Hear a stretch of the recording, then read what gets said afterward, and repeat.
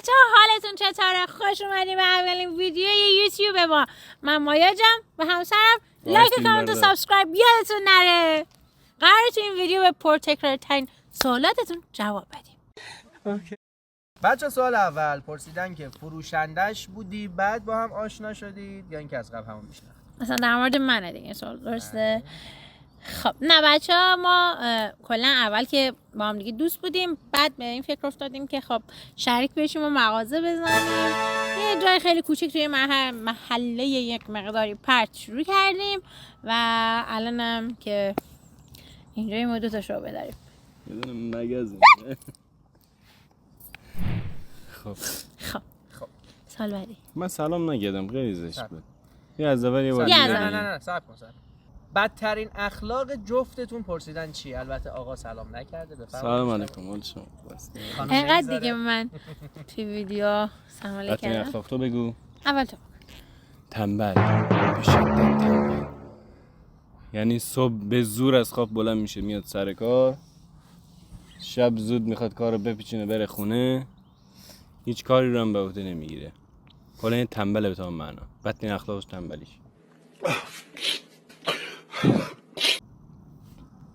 خب بدترین اخلاق تو این چیه؟ خیلی کم داری یا نداری به نسبت، ولی یه چیزی که خیلی خودم اذیت میکنه. کم دارم اخلاق بد نه مغز. یه چیزی که خیلی اذیتم میکنه بعضی مواقع اینکه یهو خیلی تو بهره کار میره. این چی بشه، این بشه، این بشه، این بشه، اون نشه، بعد یهو اخلاقش کلا 360 درجه برمیگرده، بر اخلاق میشه. مشکلت همینه. تعهد کاری دارم.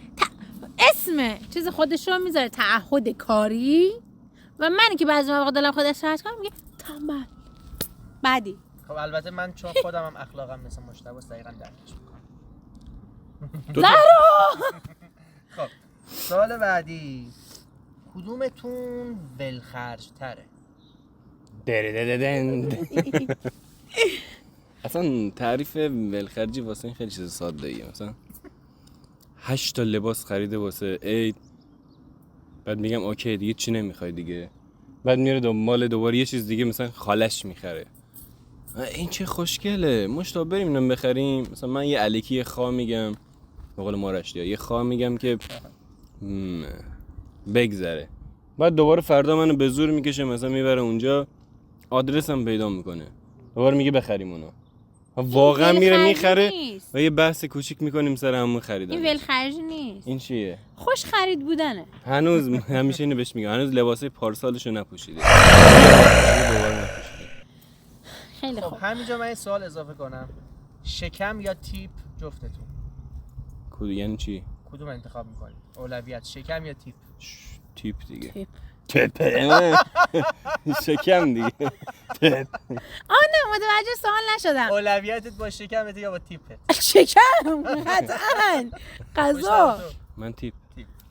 دروغ میگه بابا، اینم خوراکی بخوره. نمیخوره که. اولویتم کدومه؟ کی از موقعی که با ما آشنا شدی 10 کیلو اضافه کرده؟ چرا ربطی داره؟ خود تو دیگه، یعنی تو هم اونم دلیلش خود تو بودی. با شکموها ازدواج کنید. اینا هم غذاهاشون خیلی خوشمزه است، هم آدرس بهترین رستورانایی تو کل دنیا رو دارن. پرسیدن که چقدر شما و همسرتون شبیه به همین نسبت فامیلی دارید یا نه؟ خدا نکنه من با این نسبت. نه ولی خیلی میپرسن. نه تو مغازم خیلی پیش میاد. مثلا یادم این چند روز میشه یه مشتری خیلی قدیمی مونا گفتش که اومدم مثلا فلان چیز از داداشت خریدم. داداش ندارم که من داداش چیه؟ گفتم آقایی که من گفتم همسرمه. گفت وای گفتم شبیه هم دیگه، شاید همسر زن و شوهر باشن. گفتم چقدر شبیه همین، ولی خب نه واقعا حتی نسبت فامیلی دورا دور هم نداریم. شاید برگرده به اون افسانه‌ای که میگه کسایی که همدیگر دوست دارن شبیه هم دیگه میشن. یکم از سوالات شخصی فعلا فاصله بگیریم، بریم سراغ سوالات کاری، بعد دوباره برمیگردیم چند سوال شخصی میپرسیم. پرسیدن که کارتون رو چجوری شروع کردین؟ تو صحبت کن.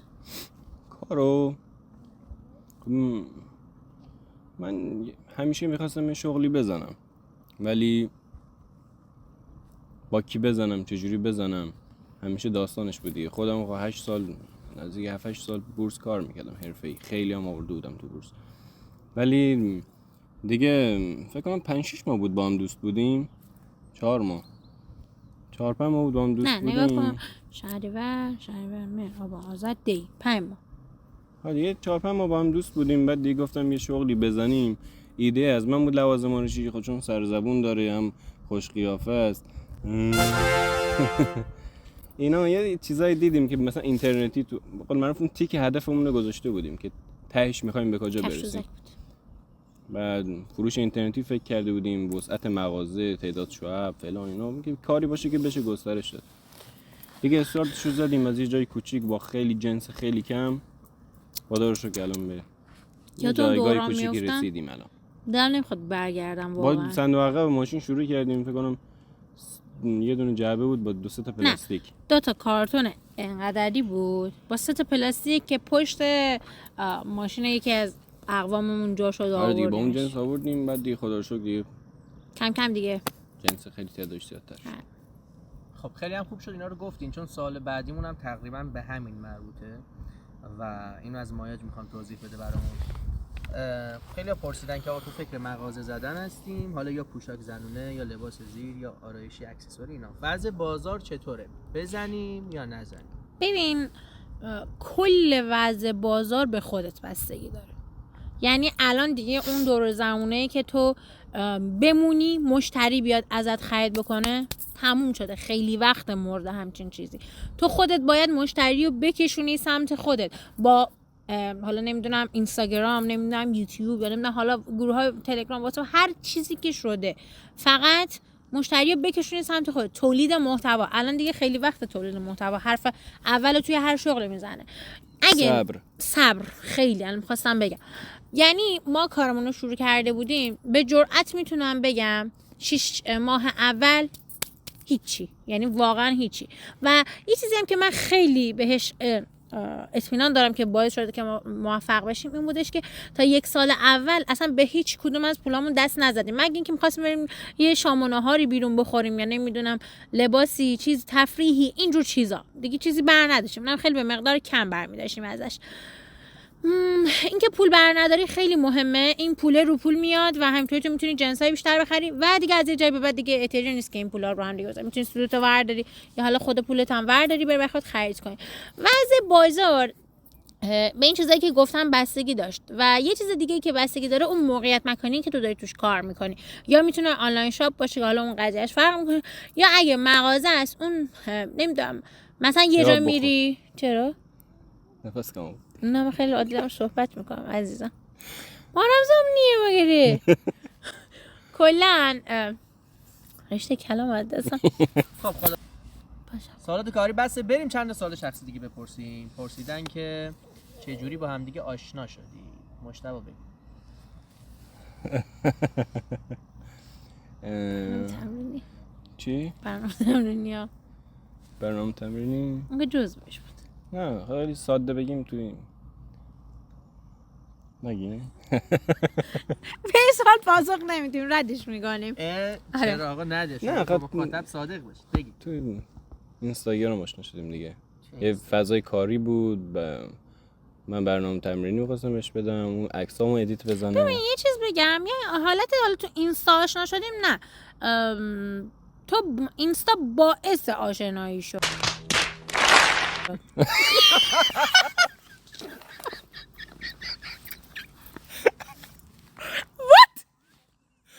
وای میخواست مثلا ازناش کنه کلاشری سرش بذاره. هیچی یعنی دیگه. اینستا یه پیشنهاد به واتساپ داد، واتساپ به تلگرام، دست در دست هم. آی دست خانوما چقدر خوب می‌کنن. آره دیگه استارتش از اونجا خورد دیگه.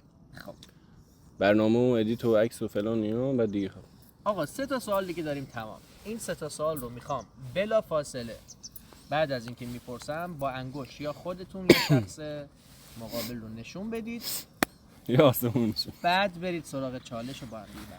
خب 1 2 3 کدوم خوش‌تیپ‌تره؟ مجتبی نشون ندادی؟ نه خودش. من خوش‌تیپ‌ترم ولی خوشگل‌تره ماهده. خب مشتاق خوشتیتر مشکل. کی کاری تره؟ کی زورگوتره؟ ببین زورگویی قضیه‌مون فرق میکنه. من شاید زورگوتر باشم. نه نیستی. ولی- کی رفت امروز با هم بستنی خرید؟ من. همین. تو نرفتی. یه دقیقه تو بمون. نرفتی. از سر صبح گفتم بستنی میخوام بستنی میخوام و رفتی یه برام دقیقه خریدی. بمون. شکل زورگوییش فرق میکنه. مثلا میگه این اونجا بریم. آره میگه اونجا بریم، میگم حالا به دلایلی نریم. بعد انقدر پیش و تاب میده، موضوعات مختلف میگه، لوس میکنه خودشو، نمیدونم خلاصه ترفند مختلف میزنه، خلاصه اونجا میریم. مدل حرفش رو به کرسی میشه. نمیخواد زیر بار. مدل زورگویش نه میخوای تو زورگوتره با اینکه بر من بهتره که صفت بدیه. نه اشکال نه. من با صفت بدم حال میکنم. باش این زورگوتره. خب کی زشتر صفت بد؟ من زشتره نه. هیچ کدوم. شوخی کردم. 3 تا سال تموم شد و یه سال خودم اضافه کنم. کی رو مختره؟ از چه لحاظ؟ چرا من نگاه میکنی؟ چرا منو نگاه میکنی؟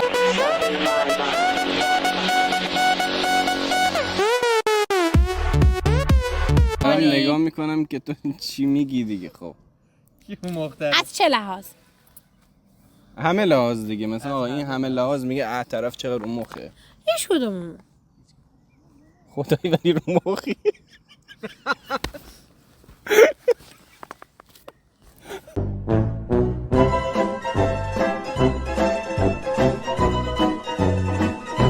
خب خیلی خوش اومدید به چنل یوتیوب ما. چنل با تنهایی اداره بشه. باید لایک، کامنت، سابسکرایب یادتون نره.